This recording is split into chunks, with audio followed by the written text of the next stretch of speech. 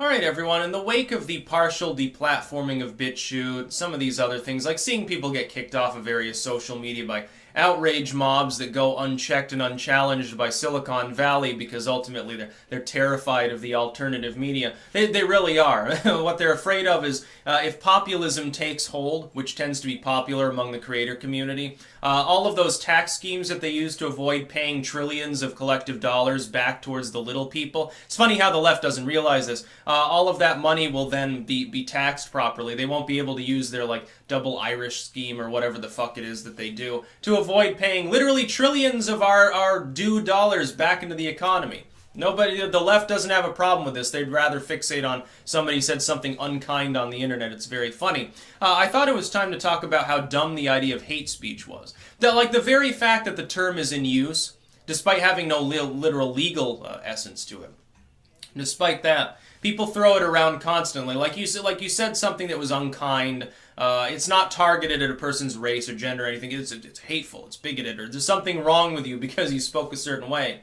And what I'm thinking is if there are certain kinds of speech that by default cannot be made, that they represent ideas that are taboo and cannot be expressed, you've already begun to artificially limit discourse in a manner that's unproductive to a free society. That is, it's a big first step on the slow road to the degradation of freedom that will inevitably go beyond actually the initial intent. The initial intent is always relatively restrained. What happens in linguistics, many times, and some cultures actually, they have literally linguistic policing going on, which is dystopian in its own essence, but it does help to prevent this, I guess, to some extent. It doesn't help with language creoles and stuff like that. Anytime you have containment applied to something, it is breached eventually. Things change form. They're malleable. They're never static. What happens is you'd make a term like racism. And initially it applies to, yeah, that dude on the corner yelling about how he hates minorities. He's a racist. Over time, though, that term begins to be stretched out by opportunists and people who want to apply it to groups that are just on the periphery of it. So first it's the dude who's potentially violent, like a literal skinhead, literally carries a baseball bat around, shouts about how he wants to lynch people and stupid shit like that. It then metastasizes to the garden variety ethno-nationalists. So then you have someone who's not a skinhead, isn't given over towards violence, but foments it. Someone who's like, yeah, well, it'd be nice if that could happen. They won't lift a finger to do it. Now they're a racist. Then it takes it a step further to people who theorize about it, about ethno-nationalism or whatever. And it's not just race. I'm just using it as an example. Then it would be beyond that people who fall into the same, who are on the periphery of that group. And this is the fourth step we're on today, where now anyone who communicates with ethno-nationalists and doesn't want to attack them, anyone who does not want to punch out the Nazi or something like that, is now lumped in with that same group. And this is what happens, though, and here's where the moral panic that spawns from this sort of behavior inevitably ends.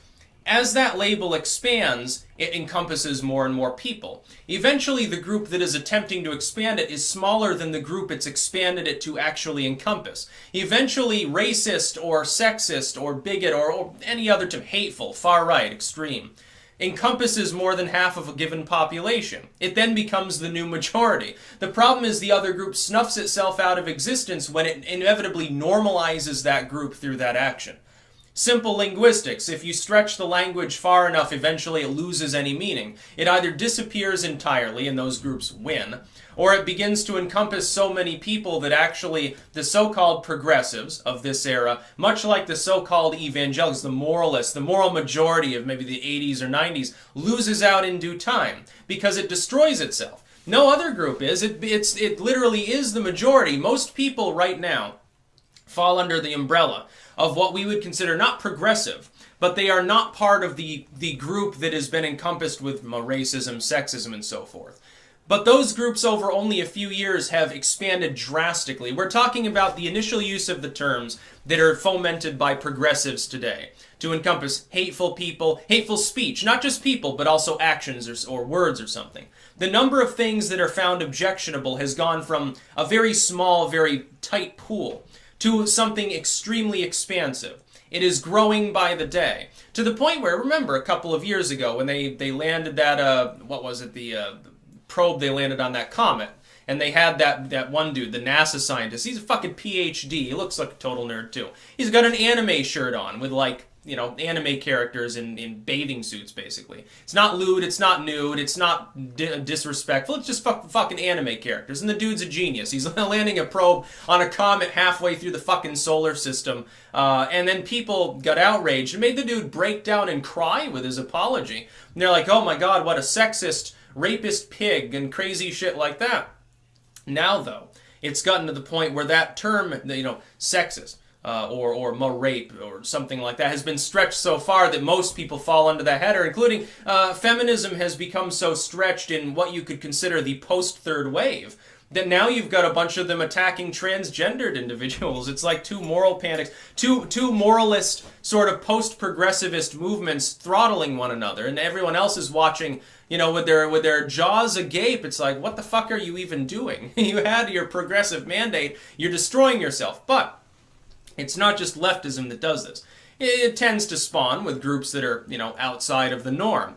Well, it used to be the right, you know, in the wake of sort of the hippie-trippy days, you get the new uprising of the moral majority, the sort of slicked-back yuppie appeal, and they become sort of the new majority, displacing the old progressives that is so-called, that had their mandate. They had their heyday, they sold out, became a bunch of yuppies. Then they get displaced by the modern left movement. That's beginning to be displaced by populism. It's just another movement. Populism, by the way, will do the same thing. I support populism in the sense that it means right now, but it will morph. Unfortunately, it will inevitably morph, and it will take on more negative characteristics. It'll become less libertarian, more forceful. It could become more abusive towards people, minority groups. It could go back to globalism. You could have a weird fusion movement go on. Unfortunately, that will happen. Thankfully, though, we're on the edge of a golden age, so to speak. This is why I'm optimistic about society at the moment. We're on the edge a year or two out, I think, from the beginnings of the next paradigm in full force. For the first 5 to 10 years, it'll be great.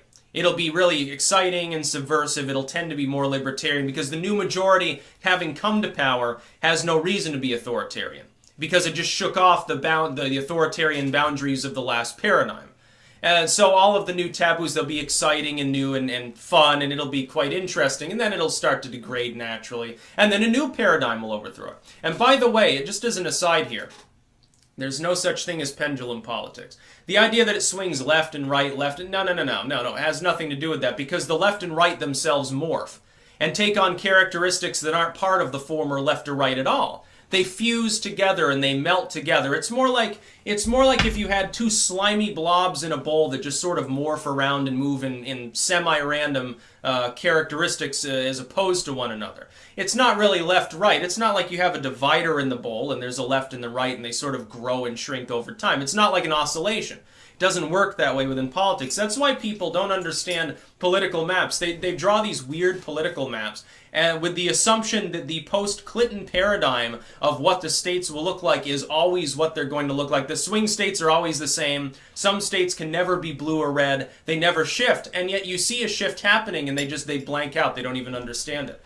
It's like, oh my God, you can look at it with your own eyes. Look at the Rust Belt. Look at the Southwest. Things are morphing right now. But a lot of people, they don't even notice that. It's very funny. They can't see the forest for the trees, I suppose. So yeah, hate speech is a dumb concept. It artificially limits people, and it seeks to prevent the paradigm shift that is inevitable. There is nothing that you can do to stop it. No matter how authoritarian a culture is, it will experience internal shifts. Look at North Korea. They've already shifted multiple times too. Look at Mao's China.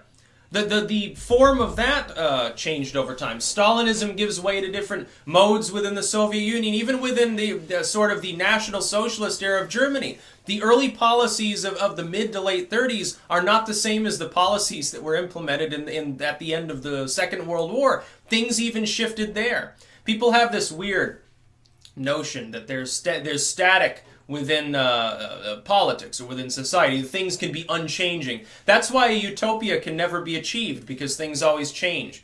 They're always in flux. Part of it is nature. You know, climate change happens. There's a famine here. There's plenty there. There's an earthquake. It wipes out a city. It fundamentally changes the trade routes that you use. This sea dries up completely. That river dries up. Now there's a river over here. Now there's two rivers. There's a volcano. You've got a new island. No, stuff like that happens all the time, so just get used to it.